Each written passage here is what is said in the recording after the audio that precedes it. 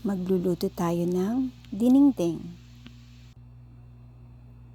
Meron tayong sibuyas, kamatis, luya, meron din tayong bagoong Pangasinan, meron tayong itong hipon na pinatuyo. So, kailangan din natin ng talong, sitaw, ampalaya at sili, okra, at ang dahon na ilalagay natin ay saluyot at ang dahon ng ampalaya. So, umpisahan na natin magluto.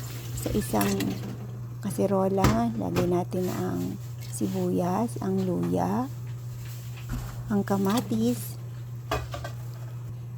tapos ilagay na rin natin ang hipon na pinatuyo. Tapos, pakuluin natin ito mga mamshi. So, kapag kumulo na ang ating sibuyas, luya, at kamatis na mayroong hipon, lagyan na natin ng bagoong pampalasa. Tansyahin nyo lang kung gaano kaalat.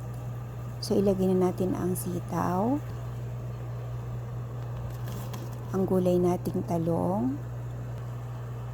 Pagsabay-sabayin na natin dahil madali lang naman itong iluto. Ang ating ampalaya, ang ating okra, at pagkatapos natin itampog ang ating mga sitaw, hayaan natin itong kumulo. Takpan natin. At pagka kumulo na ito ng mga 3 to 5 minutes, ay ilagay na natin ang ating saluyot at ang ating dahon ng ampalaya. Ganyan lang po kasimple ang magluto ng dinengdeng ng Pangasinan.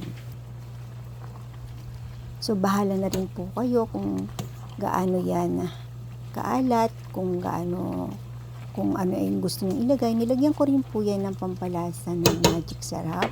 Tsaka nilagyan ko rin po yan ng shrimp cubes. So, ayan na nga. Luto na ang ating dinengdeng Pangasinan. Mangantayo amin apo. Thank you.